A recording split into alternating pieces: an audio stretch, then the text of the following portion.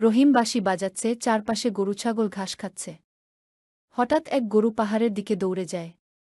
রহিম, আরে ওই গরুটি কোথায় যাচ্ছে? যদি পাহাড়ের বনে ঢোকে খুঁজে পাওয়া কঠিন হবে। দৌড়াতে থাকে। সে পাহাড়ের কাছে গিয়ে দেখে একটি অন্ধকার গুহার ভেতরে গরুটি ঢুকে পড়েছে। রহিম দ্বিধায়, গুহার ভেতর খুব ভৌতিক লাগছে। কিন্তু পশু তো আমার দায়িত্ব। আমাকে ঢুকতেই হবে। মঞ্চে অন্ধকার, মৃদু আলো ঝলকানি। রহিম হাতে মশাল জ্বালায়। গুহার দেয়ালে প্রাচীন চিত্রকলা। হঠাৎ চকচকে কিছু দেখা যায়। রহিম আশ্চর্য হয়ে, এ কি? সোনার হাড়ি? রূপার অলঙ্কার? এত ধনভাণ্ডার এখানে লুকানো। সে এগিয়ে গেলে গুহার ভেতর থেকে রহস্যময় কণ্ঠ শোনা যায়। দেববাণী গম্ভীর কণ্ঠে, থামো বালক। লোভে পড়ো না। এই ধন তোমার জন্য নয়। রহিম কেঁপে উঠে, কে? আপনি কে? দেববাণী, আমি এই গুহার রক্ষক। এখানে কেবল শিক্ষাই ধন, সোনারূপা নয়। যে মানুষ জ্ঞান, সততা ও সাহসকে আঁকড়ে ধরে তার জীবনেই সত্যিকারের সম্পদ থাকে। রহিম, আমি বুঝতে পারছি। তবে আমার গ্রামে দারিদ্র্য, ক্ষুধা। যদি এই ধন নিয়ে যাই সবাই সুখে থাকবে। দেববাণী, না, সাময়িক ধন ক্ষণিকের সুখ আনে।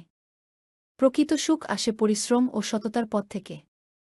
গুহার দেয়ালে লেখা উজ্জ্বল হয়ে ওঠে, শ্রমই শ্রেষ্ঠ ধনগু। রহিম গরুটিকে ধরে নিয়ে বের হতে চায়। কিন্তু সোনার হাড়ি চোখে পড়ে। সে কিছুক্ষণ দ্বিধায় থাকে। রহিম নিজেকে, যদি আমি সত্যিই সাহসী হই তবে প্রলোভনে পা দেব না। আমার দায়িত্ব গরুটিকে ফিরিয়ে আনা, ধন লুট করা নয়। সে গরুটিকে নিয়ে গুহা থেকে বেরিয়ে যায়।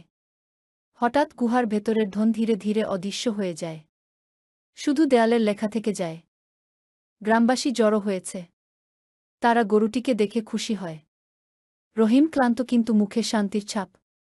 মা, চোখে জল। বাবা, আমি ভেবেছিলাম তুই আর ফিরবি না। গ্রামপ্রধান, গুহার ভেতর কি দেখেছিলি রহিম? রহিম গম্ভীর স্বরে, হ্যাঁ, ধনভাণ্ডার দেখেছিলাম। কিন্তু আমি শুনেছি দেববাণী, শ্রম আর সততাই আসল ধন। তাই কিছু না নিয়ে ফিরেছি। গ্রামপ্রধান হেসে, বাহ! তুমি শুধু পশু নয়, আমাদের ভবিষ্যতও রক্ষা করেছ। যদি লোভে পড়ে সোনা নিয়ে আসতে, বিপদ নামত।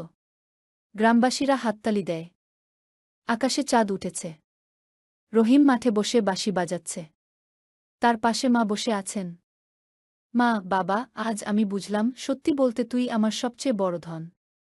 রহিম মৃদু হেসে, মা, আমি শুধু শিখেছি মানুষের আসল শক্তি সততা আর পরিশ্রমে।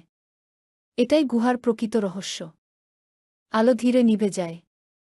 পটভূমিতে সুর বাজে, সততাই সর্বশ্রেষ্ঠ ধন।